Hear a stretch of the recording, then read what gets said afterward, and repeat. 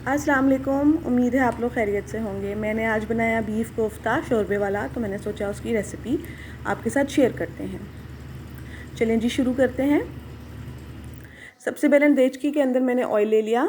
Oil लेने के बाद मैंने इसके अंदर अनियंस डाल दिए, 2 मीडियम साइज़। आप चॉप करके डाल सकते हैं, स्लाइस करके डाल सकते हैं, आपकी अपनी मर्ज़ी है। और उसको फिर मैंने गोल्डन ब्राउन कर लिया।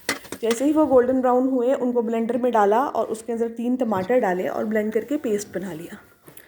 पेस्ट बनाने के बाद जो रिमेनिंग ऑयल देचकी में था, उसके अंदर मैंने गरम मसाला डाला और अदरक लहसुन डाल के फ्राई कर लिया। फ्राई करने के बाद इसके अंदर ये बैटर जो मैं बैटर कह रही हूँ, ये मसाला जो बनाया था मैंने, प्याज टमाटर का पीसा था, ये डाल दिया।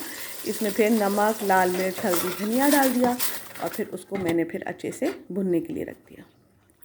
फिर इसके बाद दूसरी तरफ मैंने चॉपर के अंदर कीमा डाला और उसको मैंने अकेले ही चॉप कर लिया पहले, मतलब अकेले मतलब लाइक कुछ और नहीं डाला था। उसको ऐसे ही पहले मैंने 1-2 दफ़ा चला लिया। उसके बाद इसके अंदर मैंने अदरक लहसुन और अनियन डाल दिया, एक मीडियम साइज़ का। उसके बाद हरी मिर्चें डाल दी और उसको अच्छे से चॉपराइज़ कर लिया।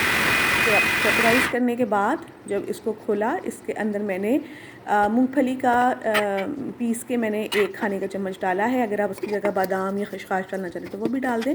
बेसन डाला, गरम मसाला, कुटी लाल मिर्च और नमक डाल के उसको फिर चॉपराइज़ किया। उसके बाद उसके अंदर मैंने 1 कड़ी रोटी का पीस डाला पूरा किनारे समेत और वो डाल के चॉपराइज़ कर लिया। उसके बाद वो अच्छा सा बैटर बन गया, क्योंकि काफ़ी दफ़ा चॉपराइज़ हुआ है अलग अलग मसालों के साथ, तो कीमा बहुत अच्छे से चॉपराइज़ होगा। एक दफ़ा ही सब कुछ डाल के नहीं करना है, बारी बारी डाल के काफ़ी देर तक करना है, ताकि वो आराम से अच्छे आपके, जितना अच्छा कीमा पिसेगा उतने अच्छे आपके कोफ्ते बनेंगे। और ये फिर हमने मसाले में थोड़ा थोड़ा पानी डालना है, गर्म पानी डालना है और चमचा नहीं चलाना और देचकी हिलाकर ही हमने इसको ये देखिए मैं गर्म पानी साथ साथ डाल रही हूँ शोरबा बनाने के लिए। ठंडा पानी नहीं डालना। जब आप कोफ्ते मसाले में डाल देते हैं तो गर्म पानी डालना है आपने, ठंडा पानी नहीं डालना है। इससे कोफ्ते आपके बहुत अच्छे तैयार होंगे।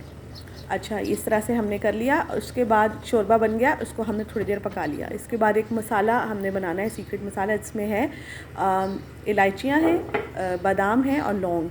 ये लेके मैंने इनको पीस लेना है, हाथ से ही पीस लेना है और इसके बाद इसको मैंने इस शोरबे के अंदर मिला देना है। इससे बहुत प्यारी खुशबू आती है और बहुत ही मज़ेदार बनते हैं।